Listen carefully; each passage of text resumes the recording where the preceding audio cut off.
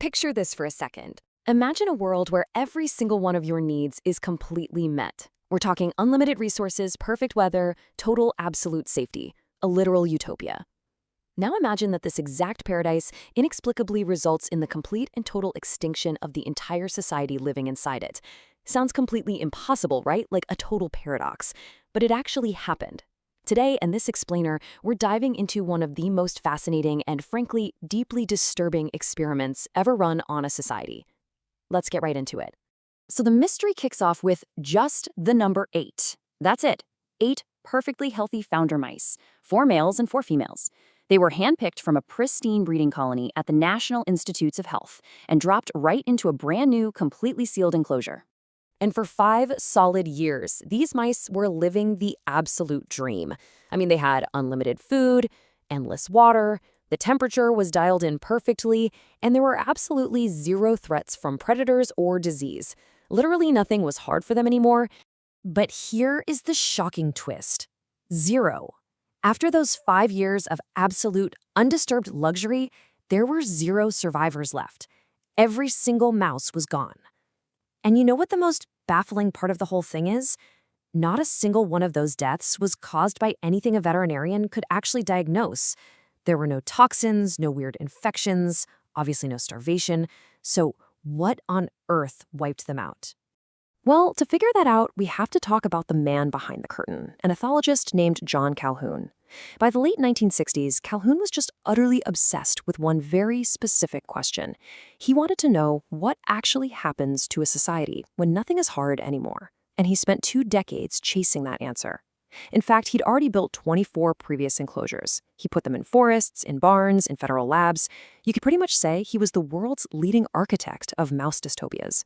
Because in every single previous attempt, the exact same thing happened. The population exploded, their behaviors got totally twisted, and the colony collapsed. So he designed this one to be the perfect, flawless test, the ultimate final answer. The really crucial thing to understand here is just how meticulously this environment was calibrated. This wasn't just a cage. Located in a federal research lab in Maryland, it was a massive 9-foot square enclosure featuring floor-to-ceiling walk-up apartments connected by these little mesh tunnels. The food hoppers and water bottles were engineered so they literally never ran empty. The whole place was hand-cleaned on a strict schedule. It was mathematically designed to comfortably support 3,800 mice. But spoiler alert, the population never even came close to that number. Now, the collapse didn't just happen overnight, right? It was more like an accelerating snowball. For the first 100 days or so, they just settled in. Then the first litters were born and the population started doubling every 55 days. Boom, boom, boom. By day 315, we crossed 600 mice, and the crowding really starts. By day 560, the population hits its all-time peak at 2,200, which, remember, is still way under the 3,800 capacity. But then, the entire system just breaks down. Day 920 sees the very last successful conception, and finally, on May 23, 1973, the very last mouse dies.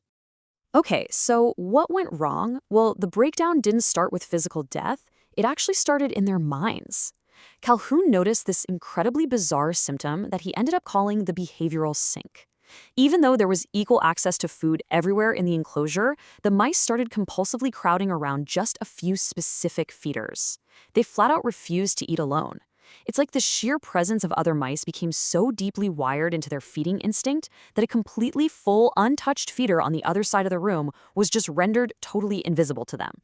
And from there, the social fabric just began a grim and honestly terrifying breakdown.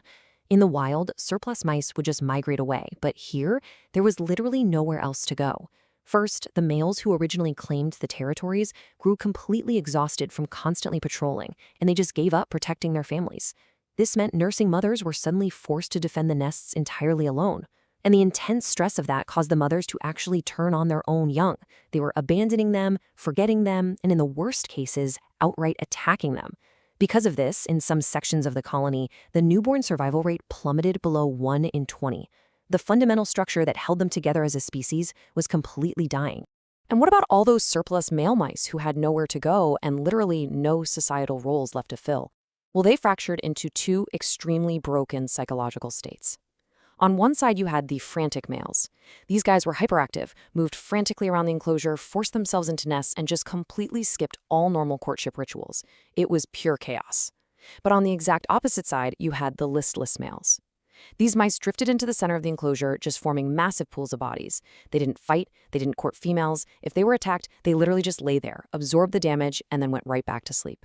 But honestly, as deeply disturbing as that is, the most chilling group of all emerged in the final generation. Think about the pups who actually managed to survive those incredibly stressed mothers. They grew up with absolutely zero functioning societal models, so they completely opted out of the species altogether. Calhoun gave them a really haunting name. He called them the beautiful ones. And what gave them that creepy name was entirely based on what they didn't do. The beautiful ones never fought, they never attempted to mate, they never engaged in a single social activity of any kind. And because they never got into scraps, their fur stayed absolutely perfect. They just ate, slept, and groomed themselves obsessively. On the outside, they literally looked like the healthiest mice in the entire colony. But because their nervous systems developed in a world where every single social role was already taken, they were, in Calhoun's own words, functionally dead. This led Calhoun to a profoundly grim realization. He wrote that the mice in Universe 25 actually died two separate deaths. The first was the death of the spirit, and the second was the physical death of the body. And the true tragedy of this perfect utopia is that the death of the spirit happened years before their physical bodies actually gave out. Now, when Calhoun finally published his paper, the world immediately latched onto the story. But they ended up creating this massive pop culture myth. The idea became that comfort kills, or that a life with no struggle inevitably destroys society. You had politicians, urbanists, and religious leaders from all over the map pointing to the beautiful ones as this ultimate metaphor for the decay of modern human life. They really used the experiment to push this narrative that abundance itself is the enemy of civilization. But actually, scratch that, because that reading completely misses what Calhoun actually wrote. His hidden conclusion was entirely different. Listen to this. A similar collapse was not just possible, it was logical. If the number of individuals capable of filling meaningful roles greatly exceeds the number of roles available, only violence and disruption can follow. So what does this all mean? The crucial takeaway here is that the real killer wasn't the comfort. I mean, the food and water never ran out. What ran out was something nobody even thought to put into the paradise to begin with: meaningful roles. Because the truth is, Calhoun himself was not some kind of doomer. He actually spent the rest of his career trying to figure out how to prevent this exact collapse in humans. He believed that we can absolutely escape the fate of the mice through something he called ideational generativeness. It's a very fancy phrase, I know, but it basically just means extending ourselves into conceptual space. See, when our physical space contracts, or when all the physical jobs are filled, humans survive by creating new ideas, building massive new networks, and inventing entirely new roles that just didn't exist before. We have to constantly create new reasons to exist. So ultimately, comfort didn't kill the mice. It just removed the friction that made being alive actually feel like something. But here's the fundamental difference between Universe 25 and our world today. Those mice were trapped in a literal metal box. They didn't have a choice. We still do. How we choose to build purpose, how we create meaningful roles for everyone in our modern society, what happens next is entirely on us. Thanks for joining me for this explainer, and I really hope this gave you a completely new perspective on the idea of a perfect world.